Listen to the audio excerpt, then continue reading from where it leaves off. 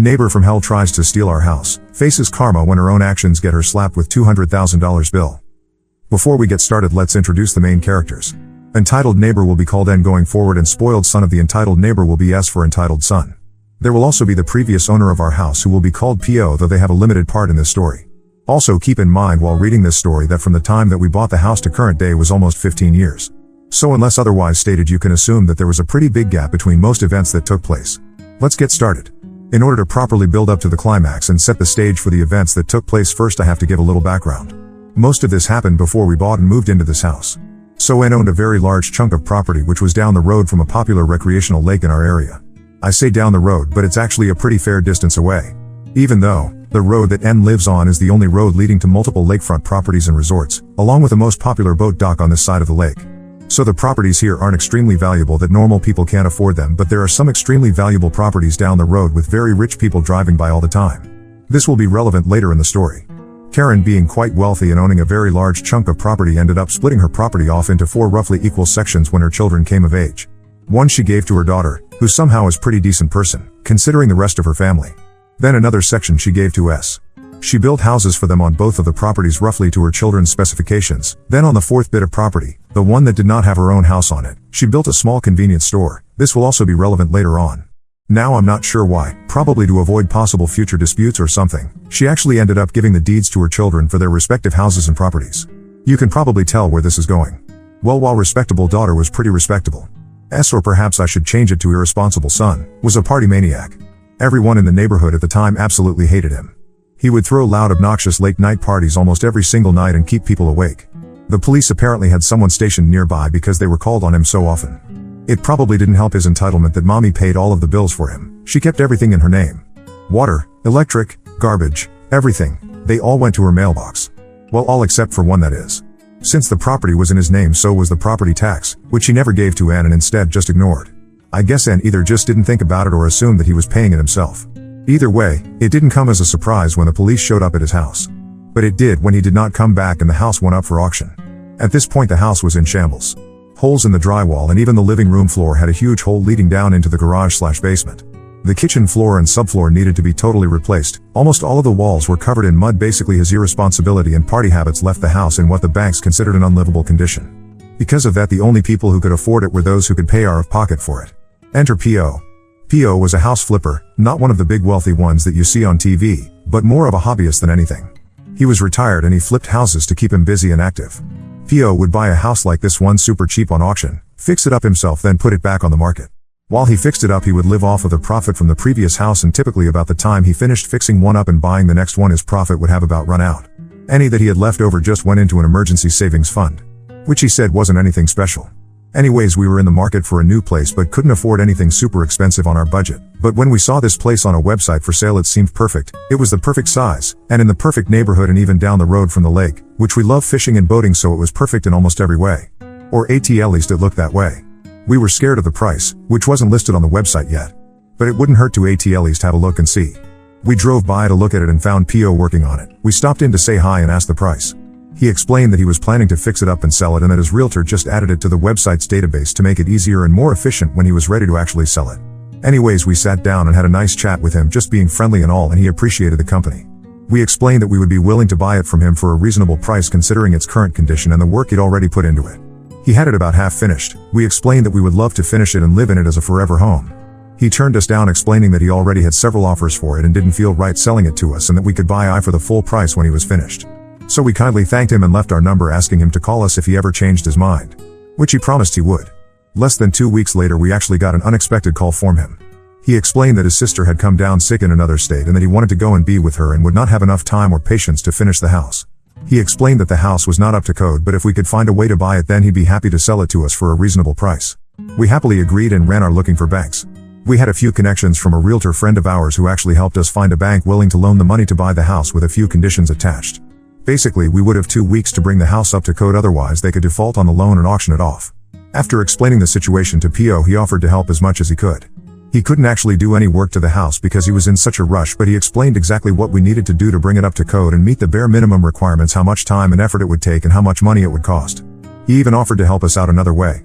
We took out a loan for twice what he actually wanted for the house, and he gave us back the other half. We used that money for repairs to the house.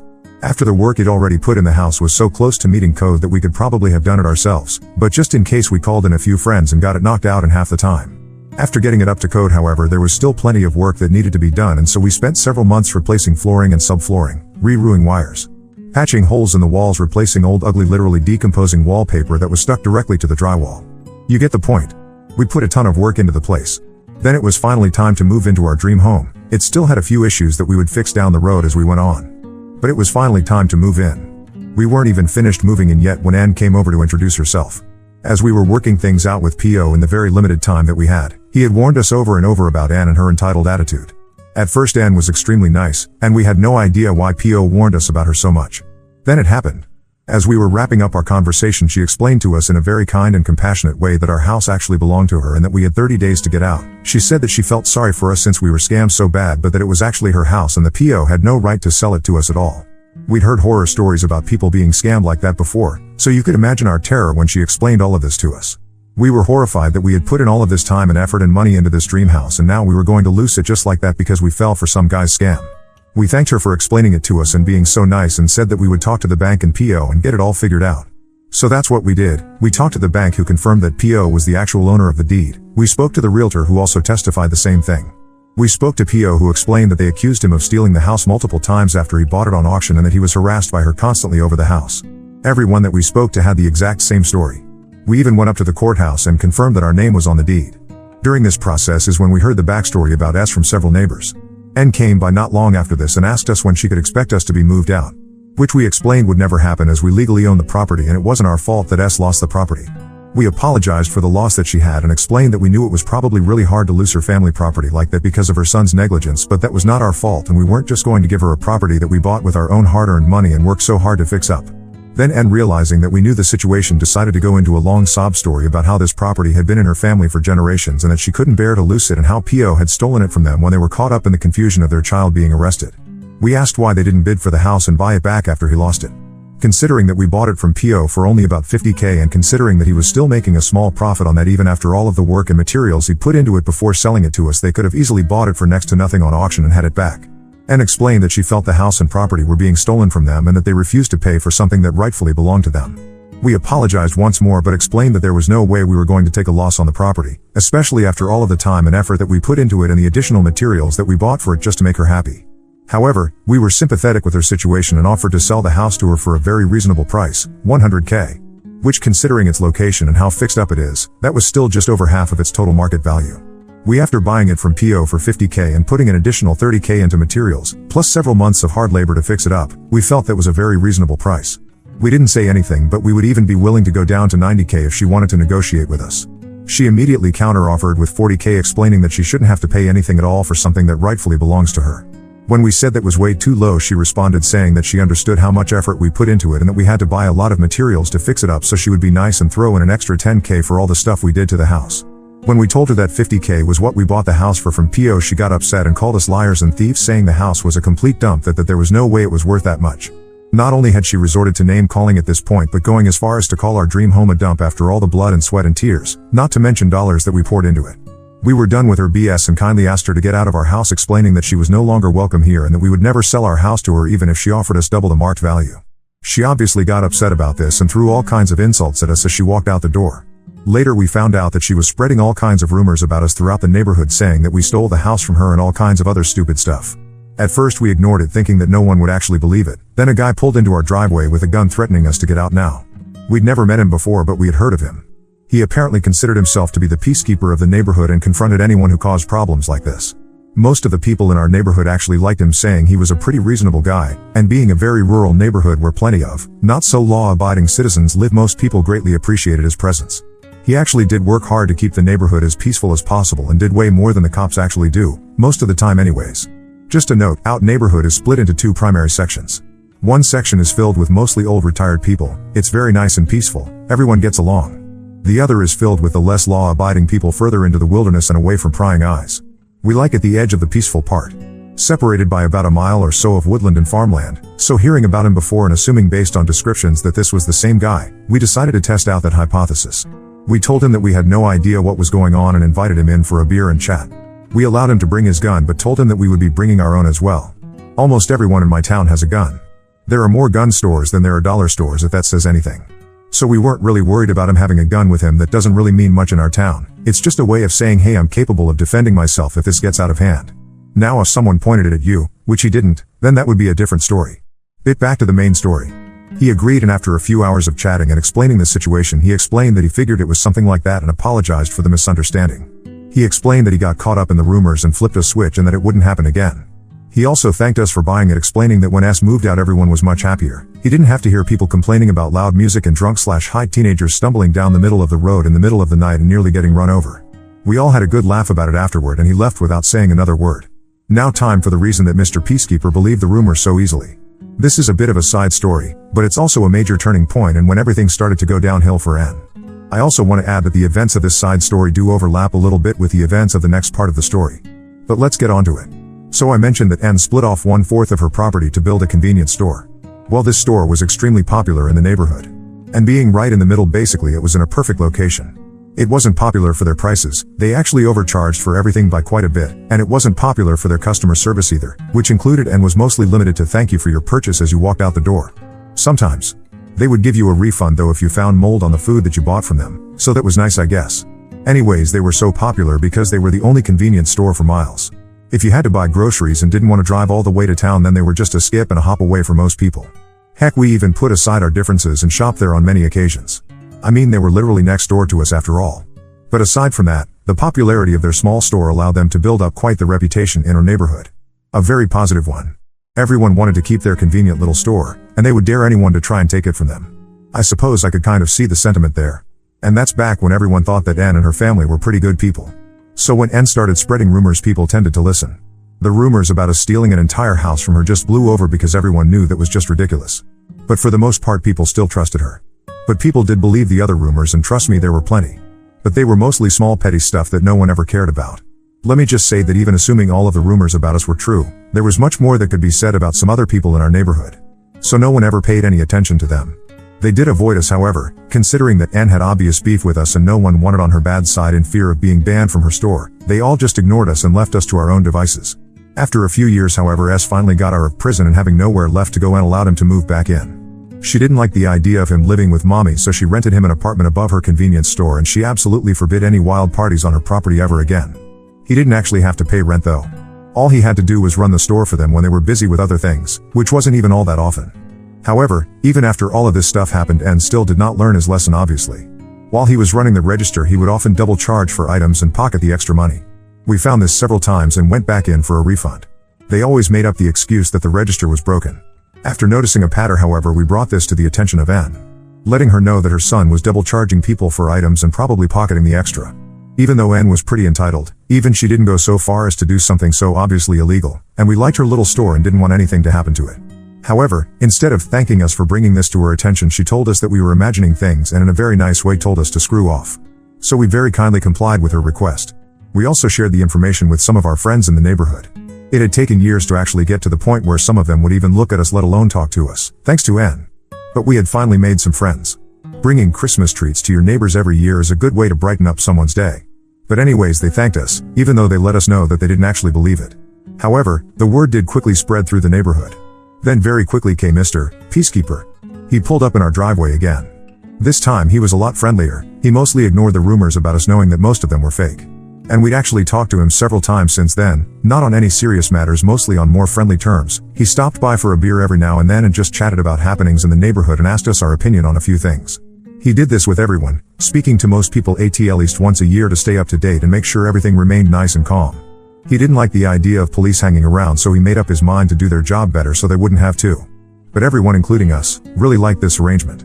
It meant you could let your kids walk down to the lake unaccompanied even through the bad parts of the neighborhood. That being said, he absolutely did not like the rumors that we were spreading about our neighbors and especially their little shop. He explained that he had already talked to them and they felt it was just a misunderstanding due to register issues, and had if we did not want a problem, we would stop those rumors right then and there. We wanted to show him proof. But we knew that he probably wouldn't believe it if we did. He really liked Anne and would generally take her word over ours, and since they blew it off as a register error, there was probably nothing we could do to convince him. So we agreed and apologized for any issues, explaining that we just felt wronged and sincerely wanted to protect the few friends that we'd made in the neighborhood. He accepted that apology, giving us one final warning, and left without saying much. So we just listened and made up our minds to stop shopping there unless we absolutely had to. But everything changed after a couple more years. After we had pointed it out and the rumors spread around the neighborhood. Even though Mr. Peacekeeper himself went around and told every single person that they were false rumors started by us because of our property feud with N. I'll get to that a little later. People actually started paying more attention to their receipts after shopping there and started noticing the same patterns that we had. Over this time, S probably pocketed until amounts of money and N definitely knew about it but chose to do nothing, and just try to silence people with rumors. However, the thing about small country stores like that, they are completely dependent on their regulars that live in the neighborhood that they are set up in. During the warmer months when people are vacationing and having fun, they make a huge profit, but not enough to sustain themselves through the winter. And then it happened. Mr. Peacekeeper finally connected the dots. And boy was he angry. We could hear him all the way next door cursing out S to his face and N there with him. You can't even imagine how satisfying that was. But that was only the beginning. Not only did he go off on them but also went door to door that same day and let every single person in the neighborhood know exactly what they were doing, even taking a pile of receipts with him to show anyone that wanted proof. Now if there was anyone in the neighborhood who was trusted more than N, it was Mr. Peacekeeper. Literally in the course of 24 hours he had completely ruined their business. Everyone in the neighborhood stopped coming. They still did pretty well over the summer months because of vacationers and winter birds that didn't know anything. But when winter hit and those crowds were gone, they started hemorrhaging money. After 2 winters they were forced to close their store for the winter months. However, that also meant that they had to throw away more than 90% of their stock every fall and buy it all again fresh every spring. I guess that doing that wasn't very economical, so they ended up permanently closing shop after 3 more years. That was when their reputation in the neighborhood started to tank. And thanks to that, people started actually respecting us more and we were actually able to make some friends without having to put in a ton of extra effort. People stopped ignoring us and treating us like we were plagued. But that was just the beginning for N's downfall. Unfortunately, to get into the climax of the story I need to do a little more background work. Sorry that this is starting to turn into a small book, but this shouldn't take too long, I don't think. So something about N is that she is extremely, and I mean extremely nosy. We cannot even walk outside without her watching our every step through her window, or going outside to walk her dog or pick up her lawn or pull weeds or whatever excuse she can come up with at the time. You can pretty much guarantee that if we are walking around our property she is outside as well. It's not like we have anything to hide, but we obviously aren't on the best terms with her and don't really like someone staring at everything we do. We have plans to set up a small pool and hot tub out back and really don't want to be watched while we're trying to relax in our bathing suits. So we started looking into a privacy fence. Wanting to be nice neighbors, we kindly informed N that we would be putting up a fence, to which she adamantly rejected, to which we informed her that we would be putting up a privacy fence. However, we still had to live with her, so we offered to discuss with her the details of the fence, the color, shape, etc. We wanted to make sure that she didn't have to stare at something that she thought to be an eyesore all day every day, considering that staring toward our property seemed to be her favorite pastime. Honestly, we still go out of our way to be the best neighbors that we can, even after all the crap she's put us through. But back to the story. So we want to make sure there is no disputes about where we put the fence, so we plan to put it a foot over our property across the entire property line. Just to avoid any disputes, BTW, this is still before S got out of jail, we went at the courthouse and paid for a copy of the deed along with a map of our property lines. We were honestly shocked to find that about 1/3 of our property was being claimed by N. She had a small shed on it and even a garden. You see, there is actual a line of trees that goes through our property. It's not a straight box property like you find in some states, it's more of a half hexagon or a trapezoid-like shape. Weird property lines are pretty common where I live. Anyways, there is a line of trees that cuts through part of our property that according to the deed and property map is like a little triangle section, but the trees make it a square. N was claiming the other side of the trees as her own property. When we brought this up to her, she completely freaked out again, calling us liars and thieves and all kinds of other stuff. We didn't really care too much about that property because we had lived here for years thinking that it actually was hers. So to make things easier on everyone, we offered to sell it to her, or to even trade for a portion of her property. There was a portion of her property that connected with ours that was extremely inconvenient to take care of, and extending it out a little would really make it easier to deal with, not to mention it would give us more room to do stuff that we wanted to do. She flatly refused, saying that she would never pay for something that already belonged to her, and she wouldn't even think about giving us her property for nothing, especially after we already stole this property from her. Since then there has been a huge ongoing property dispute between us. Now something about the place I live. As I mentioned previously, it's a very rural area with many strange property lines. And property lines are very often not cut and dry. Many deeds are hundreds of years old, and instead of saying X feet in Y direction, they use temporary landmarks like large oak tree to large rock next to stream. Many of these landmarks could be describing multiple things, or could even have disappeared over 100 years ago. So to say that there are a lot of property disputed in our area would probably be an understatement. That, along with the fact that at times a very small portion of property can go for a lot of money in some situations, has led our state to create a lot of very strict laws and regulations governing property disputes, surveyors, etc. As a side note, just a few years ago a landowner won a property dispute against a very large corporation over just 0.1 acres of land that coast to the cooperation and earned the man over $1 million. Back on topic. All of that being said, our property lines were pretty cut and dry since she created them herself fairly recently. However, that does not change the fact that laws regarding it are very strict, particularly when it comes to surveyors.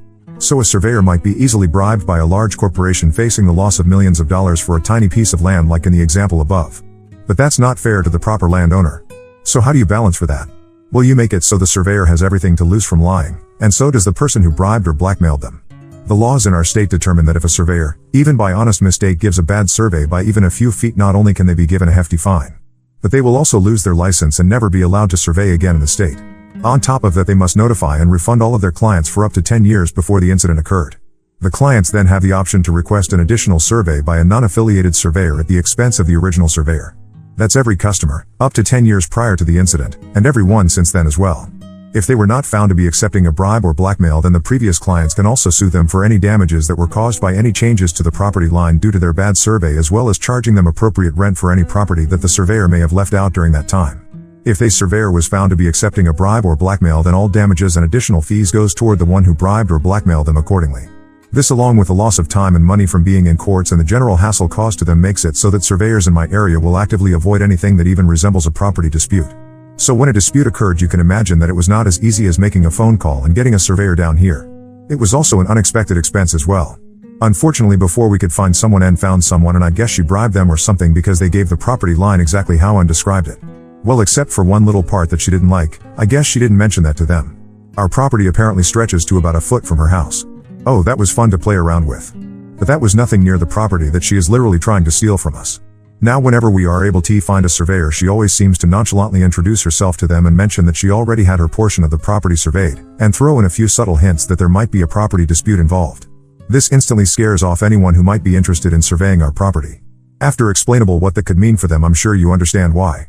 Oh, did I forget to mention that the land markers from the bank surveyor when we bought the property conveniently disappeared before we actually moved in? No? Well, they did somehow. I wonder how that happened. Guess we'll never know. Well, anyways, at this point it would probably cost us as much as that piece of land is worth, or maybe even more, to actually hire a surveyor if we can even find someone willing to do it. Which everyone we've found so far has given us absolutely ridiculous quotes, for obvious reasons. I mean, they are basically putting their entire lives on the line here. But we are currently saving up to try to hire someone. And that brings us to just a few months ago, the climax of this story. Sorry for the long backstory, but let's get to the main event now that we are fully caught up on the situation at hand. So a few months ago there was a very bad storm which ended up knocking down a tree on the disputed property. This tree was actually right next to the road, so when it fell it destroyed part of our other neighbor's property, the one that lives across the street from us. That's not all, it also totaled someone's brand new sports car while they were driving down the street. Thankfully no one was hurt during all of this, but the cleanup did take several days. Just enough time for us to receive a bill in the mail for over $200K, literally more than our house and property was worth after we fixed it up. Malicious compliance. So just a little more backstory for anyone who might not know. Most property or home insurance will not cover damages to other people's property, that's typically on you. And even if someone is in public property, like a road, if your property damages theirs and you could have reasonably prevented it, for example, cutting down a tree next to the road before it fell in a bad storm, then you are 100% responsible for the damages caused by it. Well, at least that's how it works where I live. So when we got the bill in the mail from unknown rich person's insurance company for their totaled sports car, we called them up and very kindly let them know that the tree that fell was not on their property. They asked us a few questions and said that they would investigate the matter and get back to us. About a week later we received another letter from the insurance company with a copy of the deed and the property line printout with the tree in question circled in red, showing that it was very clearly on our property. They were demanding full payment within 30 days of their first notice, or they would be taking us to court. That was about 2 weeks give or take at this point. We called them again and explained once more that it was not on our property. At first the agent argued with us a little, explaining in much nicer words than I'm going to use, that someone would have to be brain dead to believe that the tree in question was not on our property, and that it doesn't matter how off the property line on the printout might be, it would be completely impossible that anyone would ever be stupid enough to believe it was that far off. We simply gave them the number to the surveyor that N hired. They sighed, saying they would contact the surveyor and investigate the matter further, but reiterated that we had about 2 weeks to get the payment ready if what we were saying could not be confirmed. Well, we never heard anything back from them again. Remember the consequences I mentioned for giving false survey results?